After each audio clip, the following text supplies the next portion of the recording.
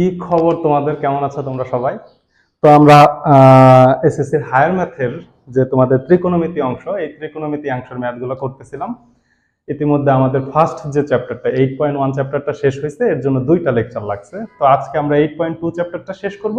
এর জন্য আমি চিন্তা করছি 2টা ক্লাস তোমাদের দিব, কারণ 8.2 এর ম্যাথগুলোকে দুই ভাবে ভাঙা যায়। প্রথম ভাগ হচ্ছে 1 নাম্বারের সাথে 11 এবং 12 নাম্বারের ম্যাথগুলা মিল আছে, এই ম্যাথগুলা এক টাইপের, এবং এবং তোমার হচ্ছে 2, 3, 4 এই ম্যাথগুলা এক সিস্টেমের। তো এই ম্যাথগুলা দিয়ে আজকের ফার্স্টের ক্লাসটা হবে তোমাদের লেকচার 3, এবং পরবর্তীতে যে তোমার এই যে 5 থেকে 10 পর্যন্ত ম্যাথটা আছে, এটার উপরে হবে পরবর্তী ক্লাসটা, অর্থাৎ ক্লাস 4। তো আজকের ক্লাসটা আমরা শুরু করে ফেলি। আজকের ক্লাসটাতে তোমাদের কি বলছে?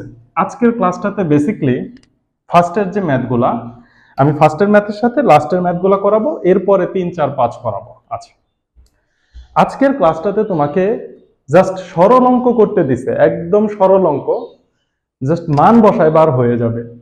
ম্যাথগুলা যদি এমসিকিউতে আসে, তুমি ডেফিনেটলি ক্যালকুলেটরের মাধ্যমে করে ফেলতে পারো, কিন্তু তোমাদের বইয়ের শুরুতে বলা আছে ক্যালকুলেটর ব্যবহার না করে। তো এইগুলো কিভাবে করতে হয় আমি একটু ডিটেলসে বলবো। প্রথম কথা হচ্ছে 180 ডিগ্রি ইকুয়াল টু পাই রেডিয়ান, এই কথাটা আমরা পড়ে আসছি 8.1 চ্যাপ্টারে। এই কথাটার উপর ভিত্তি করে তোমার এই চ্যাপ্টারটা হয়ে যাবে, শুধুমাত্র 180 ডিগ্রি ইকুয়াল টু পাই রেডিয়ান। এখানে যে তোমাকে সরল বের করতে বলছে, তোমাকে বের করতে বলছে হচ্ছে cos π/4 এর মান কত। এখন cos π/4 আসলে কত ডিগ্রি, এটা যদি আমি জানি, আমি তো ডিগ্রিতে মানগুলা মুখস্থ করে আসছি, এবং ডিগ্রি আমি বেশি ফিল করতে পারি, π/4 আমি অতটা ফিল করতে পারি না, কারণ এটা রেডিয়ান এককে দেয়া আছে। এইটুকুই তো পার্থক্য। এখন দেখো পাই মানে কত আমি চিন্তা করছি, পাই মানে আমি জানি 180, পাই ডিগ্রি রেডিয়ান যে কথা, 180 ডিগ্রি একই কথা, কিন্তু পায়ের মান কিন্তু 3.1416, এটাই থাকবে, সারা জীবনই থাকবে। তাইলে দেখো এটাকে যদি আমি কনভার্ট করতে চাই ডিগ্রিতে, তাহলে কি করতে হবে? cos, আমি যে কাজটা মনে মনে করব, 180 কে 4 দ্বারা ভাগ করে দিব। 180 কে 4 দ্বারা ভাগ করলে তুমি কি পাবা? 45 পাবা। তার মানে কি cos 45 ডিগ্রি এর যে মান হবে, সেই মানটা তোমার এখানে বের করতে বলছে। তো এর জন্য আমি ফার্স্টেই একটা কাজ করতে পারতাম, যেটা আমি ফার্স্ট ক্লাসে, একদম ফার্স্ট ক্লাসে যখন বেসিক বুঝাই তখন করে আসছি, সেটা হচ্ছে 1 ডিগ্রি ইকুয়াল টু আমরা কত বের করছিলাম? π/180 রেডিয়ান বের করছিলাম।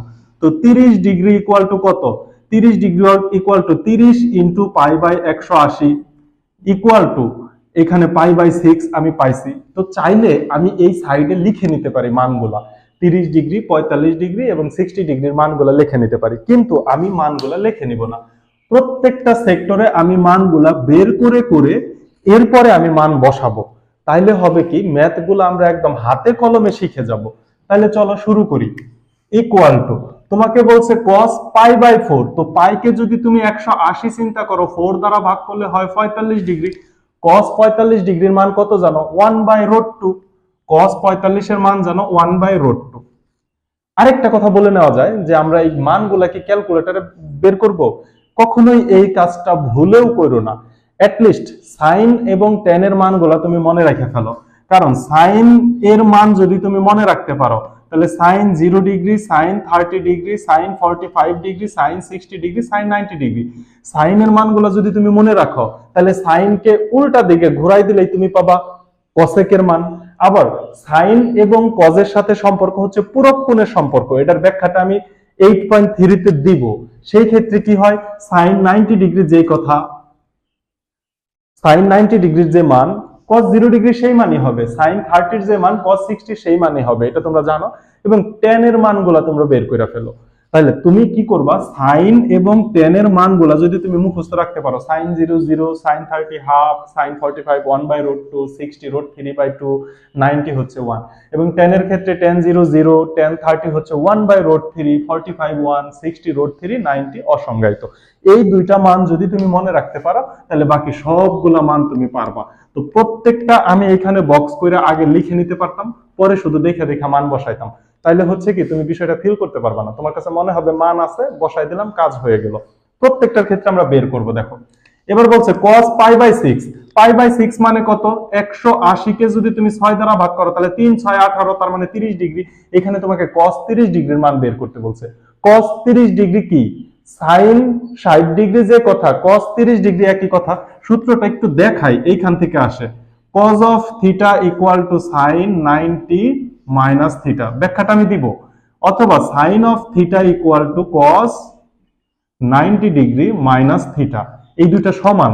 অর্থাৎ সাইন যদি 30 ডিগ্রি হয়, cos যদি 30 ডিগ্রি হয়, তাহলে সাইন হবে 90 মাইনাস 30 মানে 60 ডিগ্রি মান।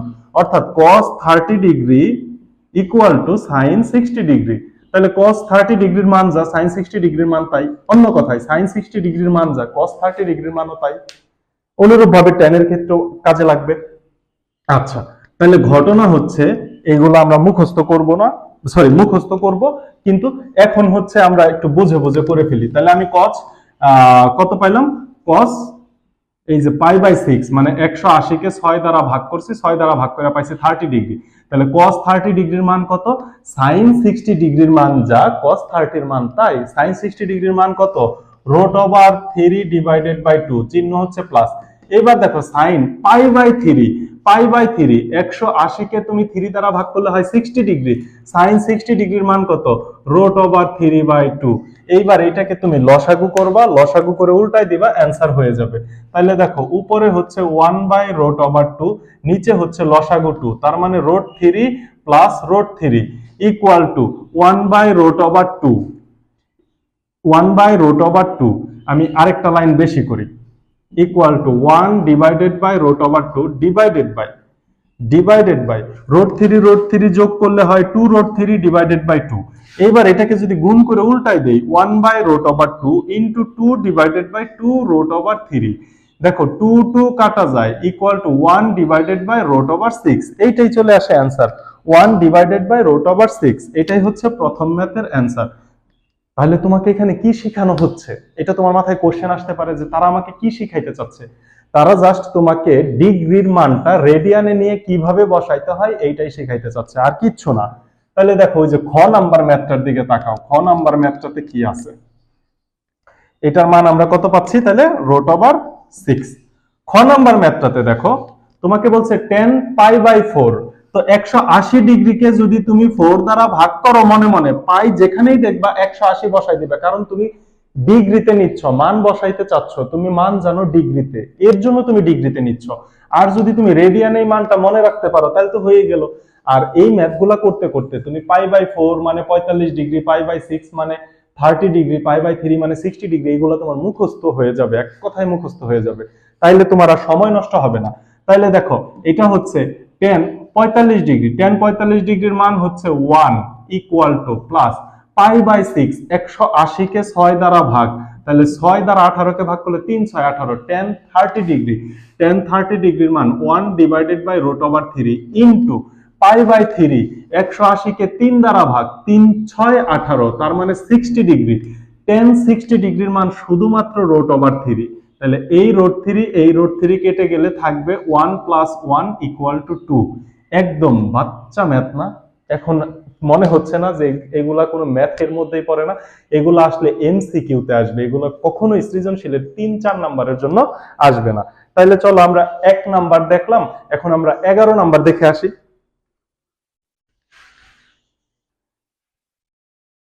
দেখো 12 ক নাম্বার ম্যাথটা দেখো, আমরা প্রত্যেকটা ভেঙে ভেঙে করবো। এখানে দেখো স্কয়ার আছে, sin স্কয়ার π/6।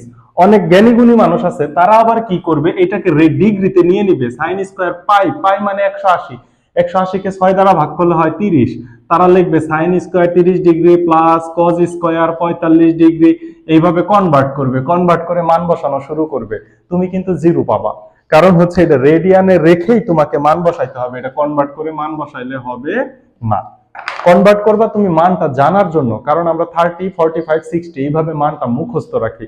তোমাকে জাস্ট এইটা বুঝতে হবে যে π/6 মানে 30 ডিগ্রি, π/3 মানে 60 ডিগ্রি। তোমার এইটা মনে রাখলেই বাকিটা তুমি করতে পারবা। আচ্ছা, ইকুয়াল টু দেখো sin স্কয়ার π 180 কে 6 দ্বারা ভাগ করো, 180 ডিভাইডেড বাই 6, তার মানে কি 30। তাহলে sin 30 ডিগ্রির মান হচ্ছে হাফ। এই হাফের উপরে তোমাকে দিতে হবে স্কয়ার, কারণ সাইনের উপরে স্কয়ার আছে, plus cos square pi by 4, 180 কে তুমি 4 দ্বারা ভাগ করলে হয় হচ্ছে 45, cos 45 এর মান 1 ডিভাইডেড বাই রুট ওভার 2, এর উপরে দিবা square plus tan square pi by 3 মানে কি 180 কে ভাগ করবা 3 দ্বারা, তাহলে 3 6 18 মানে 60 ডিগ্রি। আমি প্রত্যেকটা লিখে করাবো। 3 6 18 মানে 60 ডিগ্রি, তাহলে tan 60 ডিগ্রির মান হচ্ছে রুট ওভার 3 এর উপরে whole square plus cot square pi by 6, তাহলে 180 ডিভাইডেড বাই 6, 3 6 18 তার মানে কি 30 ডিগ্রি। cot 30 ডিগ্রির মান কত? sin 60 ডিগ্রির মান যা cot 30 ডিগ্রির মানও তাই, তাহলে sin 60 ডিগ্রির মান হচ্ছে রুট ওভার 3, cot 30 ডিগ্রির মানও রুট ওভার 3, এর উপরে দিছে স্কয়ার। এইবার দেখো কাজ করে দাও, 1/4 প্লাস 1/2 প্লাস হচ্ছে স্কয়ার রুটে কাটা গেল 3 প্লাস হচ্ছে 3 ইকুয়াল টু 1/4 প্লাস 1/2 প্লাস হচ্ছে 3 এবং 3 যদি যোগ করো তাহলে কত পাবা? 6 ইকুয়াল টু লসাগু করে দাও 4, এখানে পাবা 1 plus 2 plus 4 6 24 equal to 25 26 27 27 divided by 4। এইটাই হচ্ছে তোমার সরলের অ্যান্সার। তাহলে পরের অংশ তো ম্যাথই না, ম্যাথ হচ্ছে শুধু প্রথম লাইন থেকে দ্বিতীয় লাইনে আসতে পারাটাই হচ্ছে তোমার ম্যাথ। এবার থিটার মান যদি তুমি মনে রাখতে না পারো তাহলে তো তোমার জন্য বিশাল সমবেদনা। পরের ম্যাথটা আমরা তুলি।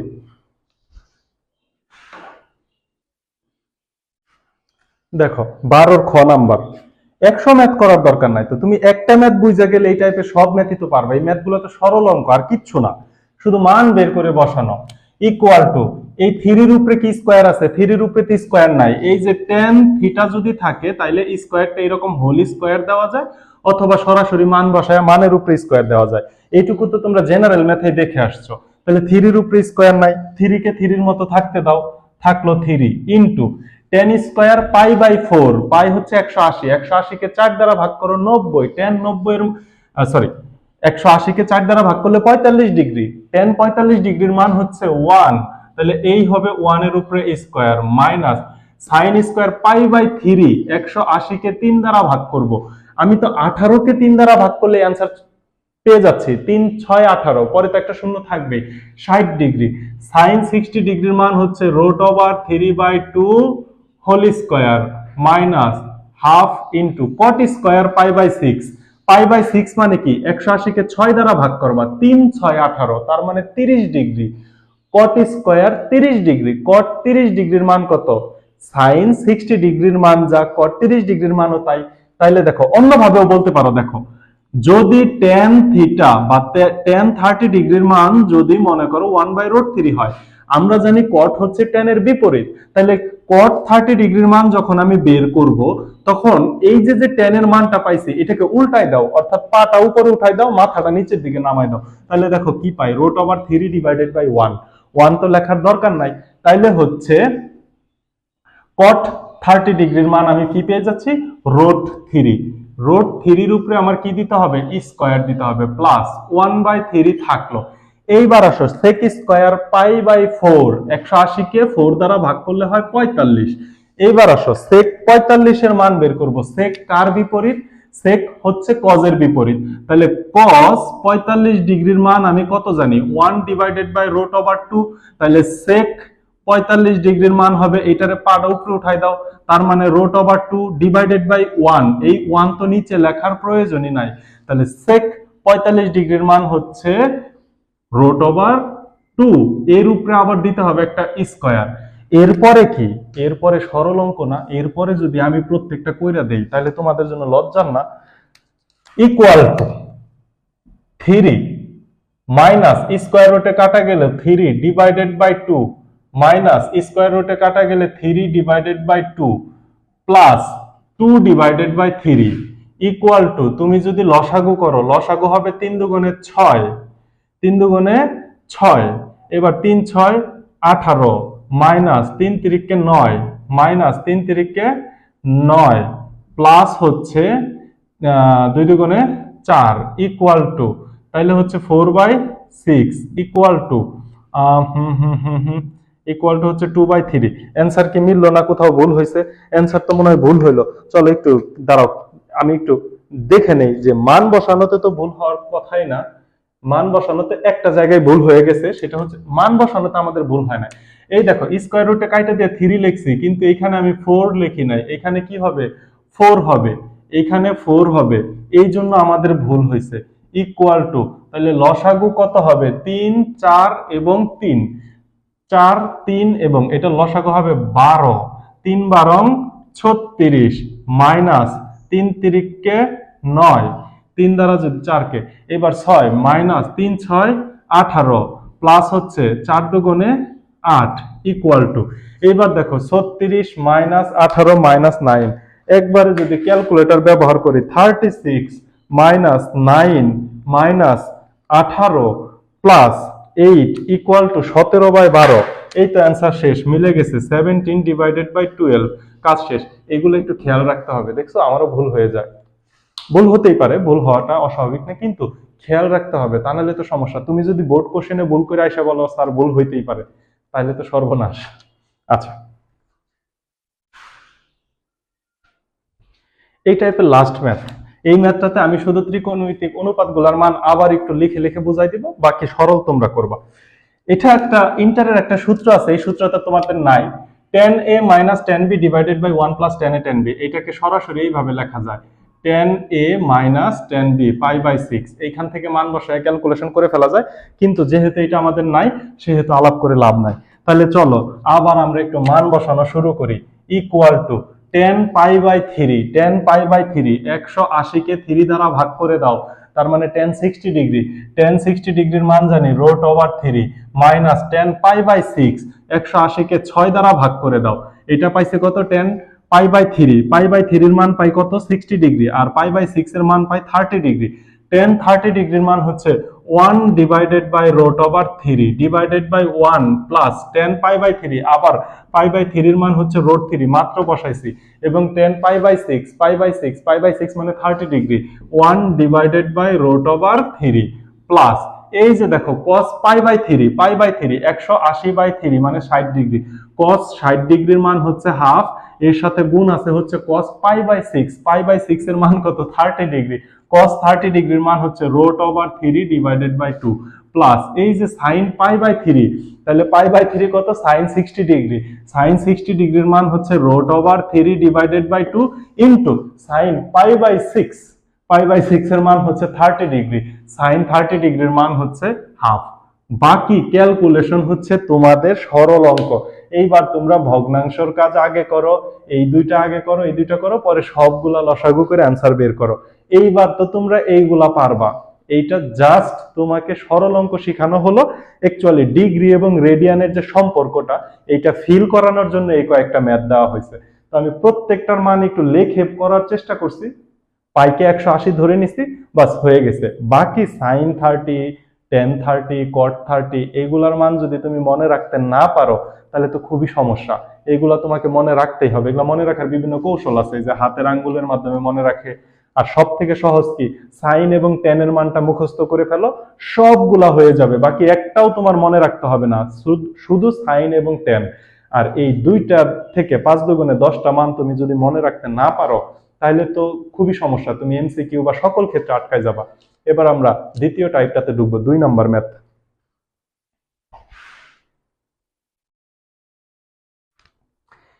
এই যে তোমাদের 2 এর থেকে 3 4 5 পর্যন্ত ম্যাথগুলো আছে, এই ম্যাথগুলো দুইটা সিস্টেমে করা যায়। একটা হচ্ছে চিত্র অঙ্কন করার মাধ্যমে করে ফেলা যায়, আর একটা হচ্ছে অভেদের সূত্রের মাধ্যমে করতে হয়। অভেদের সূত্রের মাধ্যমে আমি ফার্স্টে দেখাবো, চিত্র অঙ্কনের মাধ্যমে সহজ হবে, চিত্র অঙ্কনের মাধ্যমে হবে একদম শর্টকাট। তো ফার্স্ট আমরা অভেদের সূত্রের মাধ্যমে দেখব, দুইটা পদ্ধতি তুমি জানা থাকবে, তোমার যেইটা মন চায়, এবং এই ম্যাথটা যদি তুমি ভালো করে বুঝে ফেলো 5 পর্যন্ত প্রত্যেকটা ম্যাথ তুমি পারবা একদম, মানে তুমি যদি জাস্ট এটা মনোযোগ দিয়ে বুঝো, দুইটা নিয়মেই তুমি প্রত্যেকটা ম্যাথ পারবা। তাহলে ঘটনা কি?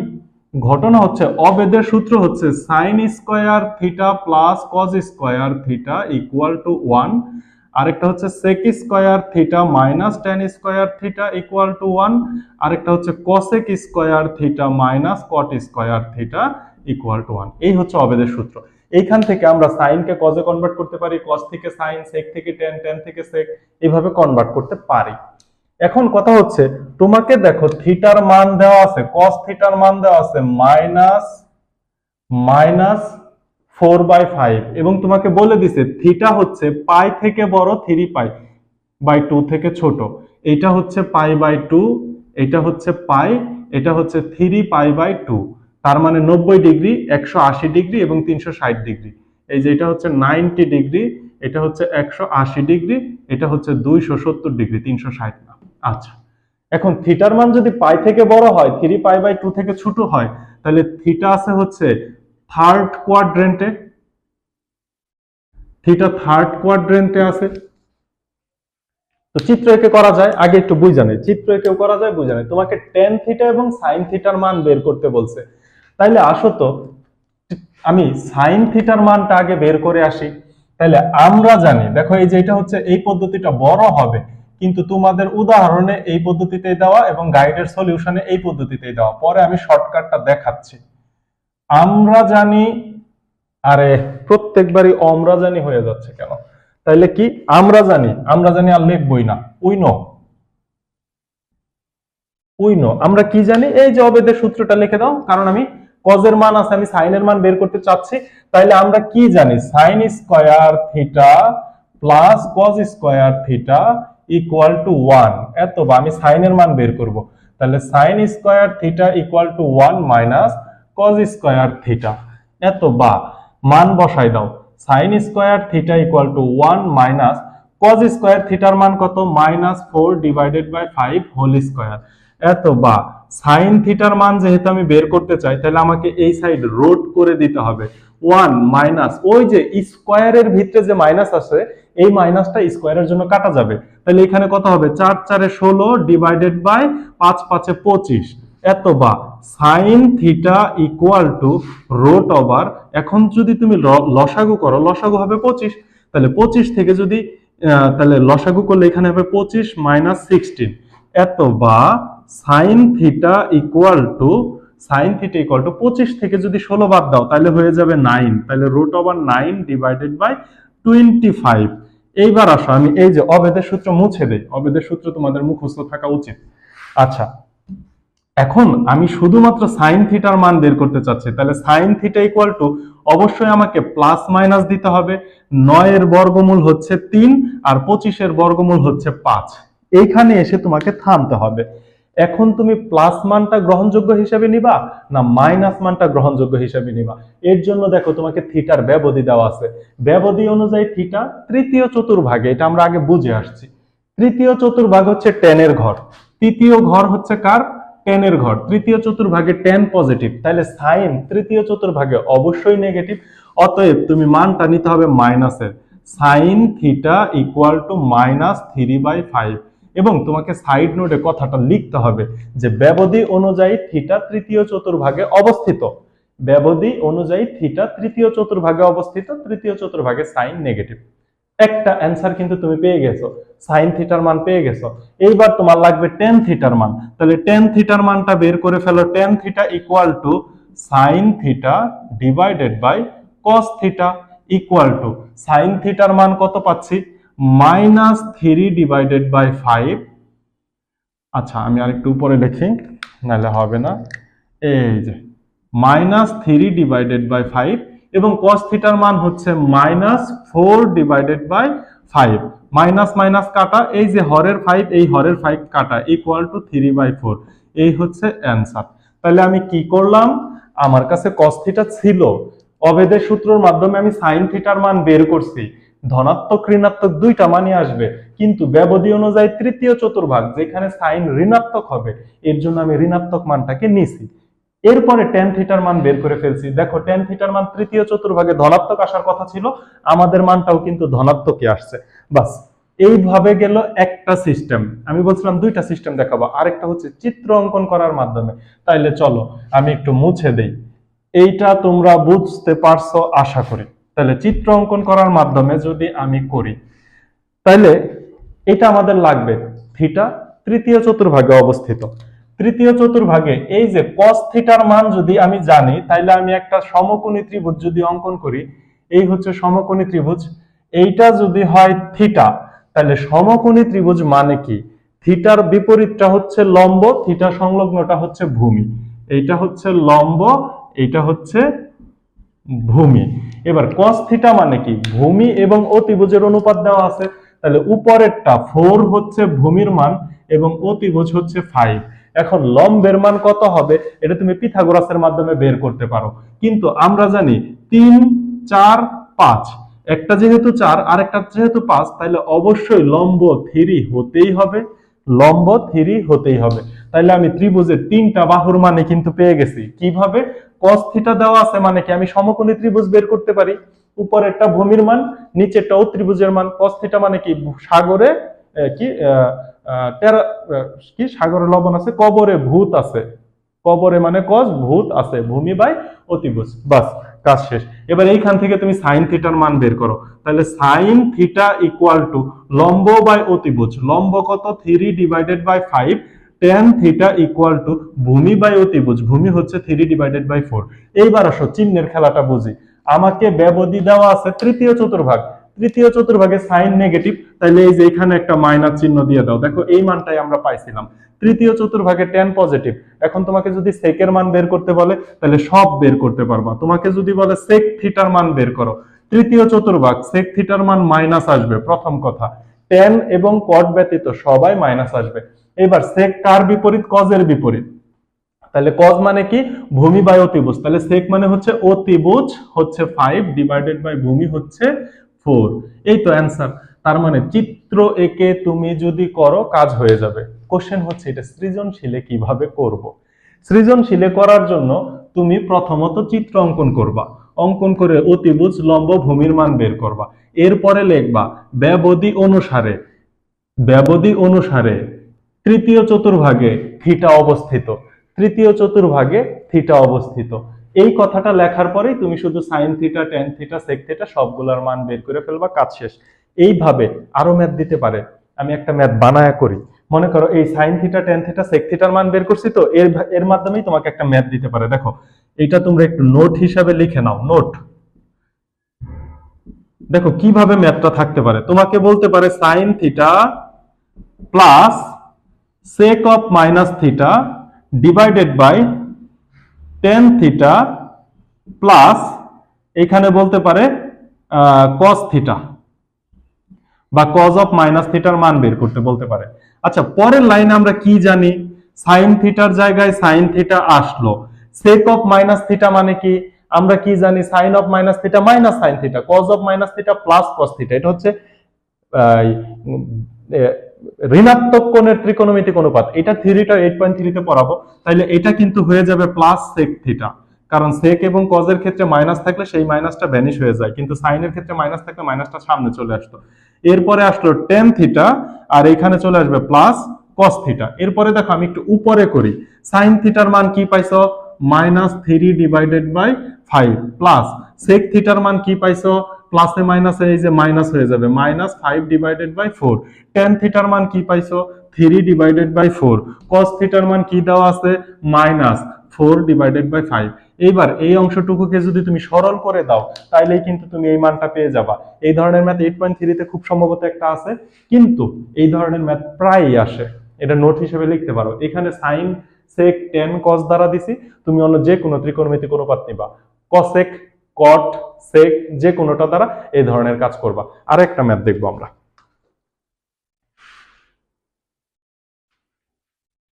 দেখো আমি সরাসরি 5 নাম্বারটায় চলে গেলাম, আজকের ক্লাসের শেষ ম্যাথ।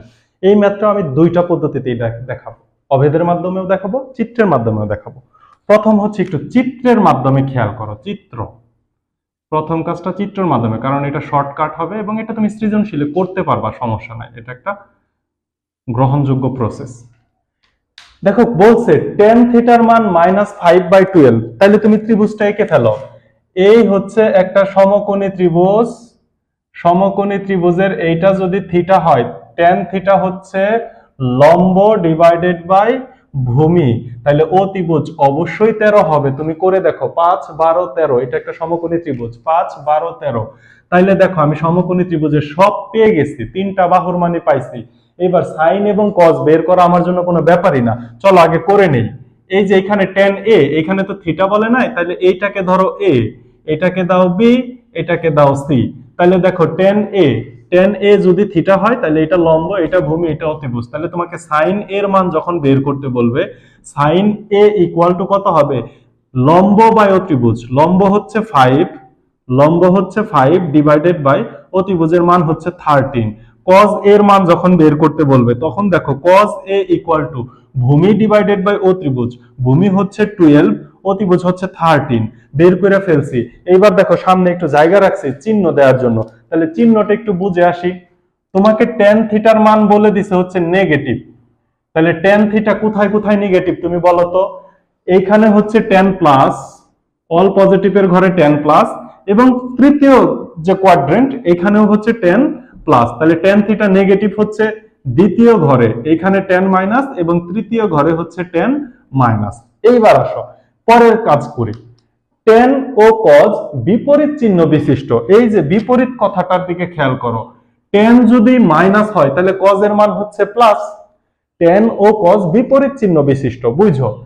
তোমাকে tan থিটার মান দেওয়া আছে নেগেটিভ, তো আমি শিওর হয়ে গেলাম tan থিটা হচ্ছে দ্বিতীয় অথবা চতুর্থ কোয়াড্রেন্টে অবস্থিত বা চতুর্ভাগে অবস্থিত। আচ্ছা, কারণ এই দুইটা কোয়াড্রেন্টে tan থিটার মান নেগেটিভ, বাকি দুইটা কোয়াড্রেন্টে tan থিটার মান পজিটিভ। এরপরে তোমাকে কি বললো, cos হচ্ছে tan এর বিপরীত চিহ্ন বিশিষ্ট, তাহলে cos থিটার মান কি হইতে হবে, cos থিটার মান হইতে হবে পজিটিভ। এখন দেখো দ্বিতীয় এবং চতুর্থ চতুর্ভাগের মধ্যে কোথায় cos থিটার মান পজিটিভ, চতুর্থ চতুর্ভাগে। তাহলে আমি কি বলতে পারি থিটা চতুর্থ চতুর্ভাগে অবস্থিত, চতুর্থ চতুর্ভাগে অবস্থিত। তাহলে চতুর্থ চতুর্ভাগে যেহেতু অবস্থিত তাহলে cos থিটার মান অবশ্যই পজিটিভ হবে, cos থিটার মান পজিটিভ নিয়ে নিলাম। কিন্তু চতুর্থ চতুর্ভাগ তো সাইন এর ঘর না, তাহলে সাইন থিটার মান কি হবে, নেগেটিভ হবে। এই যে দেখো অ্যান্সার হয়ে গেছে। এখন যদি তোমাকে sec থিটা cot থিটার মান বের করতে বলে তাহলে তুমি বের করতে পারবা। cot থিটার মান কি হবে, -12/5। cot থিটা না, cot a হচ্ছে -12 ডিভাইডেড বাই 5। তোমাকে যদি বলে cosec, তাহলে cosec a হচ্ছে লতি, লম্ব বাই অতিভুজ, তাহলে অতিভুজ বাই লম্ব। তাহলে অতিভুজ কত আছে 13 ডিভাইডেড বাই লম্ব কত আছে 5, cosec তো এখানে নেগেটিভ হবে। এইভাবে তোমাকে তো বের করতে বলছে দুইটা, চোখের পলকে তুমি সবগুলা বের করে এমসিকিউ তে অ্যানসার করতে পারবা, ইভেন সিকিউ তেও দিতে পারবা এই প্রসেসটা। তাহলে এটা গেল চিত্র অঙ্কনের মাধ্যমে। এটা আমি আবার বলি, tan থিটা নেগেটিভ অর্থাৎ দ্বিতীয় এবং চতুর্থ চতুর্ভাগে tan অবশ্যই থাকবে। cos থিটা হচ্ছে বিপরীত চিহ্ন বিশিষ্ট, তাহলে cos থিটা পজিটিভ। এই দুইটা চতুর্ভাগের মধ্যে একমাত্র চতুর্থ চতুর্ভাগে cos পজিটিভ, আর প্রথম চতুর্ভাগে cos পজিটিভ। কিন্তু tan তো নিজেই প্রথম চতুর্ভাগে নাই, সে আছে দ্বিতীয় এবং চতুর্থ চতুর্ভাগে, তাহলে cos অবশ্যই চতুর্থ চতুর্ভাগে আছে।